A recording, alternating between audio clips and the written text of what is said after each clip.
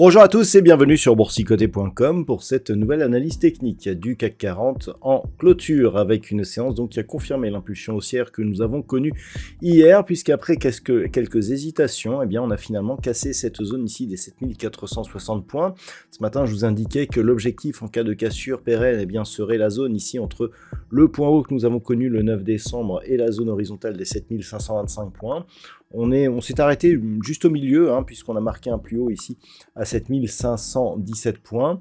Et pour revenir en clôture, au final à 7489,35, le CAC 40 continue à monter et gagne ce soir 0,59% par rapport à la clôture de la séance précédente. Au niveau des indicateurs techniques, eh bien, nous sommes toujours dans une dynamique haussière au sens des histogrammes du MACD. Le RSI est quant à lui neutre.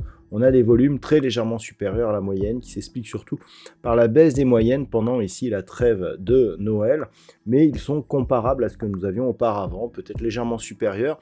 Donc on a une petite conviction qui se développe par rapport à ce mouvement. Au niveau du palmarès des valeurs, eh bien nous avons quelques belles hausses à l'image d'ST Microelectronics qui gagne 1,93%.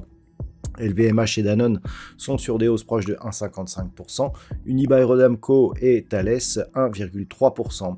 Au niveau des plus fortes baisses, on retrouve 2,69% de pertes pour la valeur Edenred, 1,29% de pertes pour Téléperformance, derrière Saint-Gobain, Société Générale ou ArcelorMittal sont sur des pertes légèrement inférieures. On a un marché qui est plutôt haussier au niveau des valeurs. Ça se ressent ici au niveau du résultat. Donc clairement, eh bien, on est en train de valider ici la possible reprise en mouvement haussier. Je vous rappelle que par rapport, je dirais, à la cassure ici de cette résistance, on n'avait toujours pas de mouvement haussier. Je vous indiquais hier que on a ici une succession de points bas. Si ici nous avons une succession de points hauts qui est haussière là aussi, eh bien on pourra valider une reprise en tendance positive. Pour l'instant, il y a certes un nouveau plus haut si on regarde d'un point de vue purement arithmétique, puisqu'ici on avait 7511, ici on a 7517, 7516,95. Globalement, on peut considérer que l'on est dans l'épaisseur du trait. Il faudrait un point haut bien supérieur, ou alors qui se maintiennent sur une durée assez forte. Donc c'est un petit peu l'objectif que nous aurons demain, et c'est aussi pour ça que je vous avais donné cette zone ici entre 7511 et 7525, puisque sur rupture des 7525, qui était une zone horizontale significative auparavant, eh bien on aurait, un peu plus de probabilité de poursuite haussière, même si cette zone ici pourrait être redescendue sur un niveau proche des 7510. On le voit ici sur cette phase, c'était plutôt sur cette zone que nous avions une zone horizontale, et par rapport aux cotations actuelles, eh bien cette zone est devenue résistance. Donc clairement, tant que cette zone est résistance, on est potentiellement sur une zone qui a été support et qui devient résistance. Donc toujours sur une petite phase de baisse. Par contre, sur rupture de cette zone, il y aurait donc cassure de cette résistance et donc inscription d'une tendance haussière. Donc c'est ce qu'il va falloir surveiller pour demain. Qui plus est, d'un point de vue daily, on a un contact ici avec la bande de Bollinger supérieure, ce qui valide la reprise haussière, puisque là, nous étions dans cette phase de baisse entre contact, bol inférieur, moyenne mobile 20 exponentielle. On n'a plus de contact avec la bol inférieure, même avec la phase de consolidation que nous avons connue le 3 janvier. Et on a deux contacts successifs sur la bande de Bollinger supérieure. Alors le contact du jour est très faible, il faudrait confirmer ce contact par une poussée un peu plus forte, mais globalement, on est plutôt en train de retourner sur un flux positif. Ce flux restera positif tant que l'on est au-dessus de cette zone ici, les 7310 points.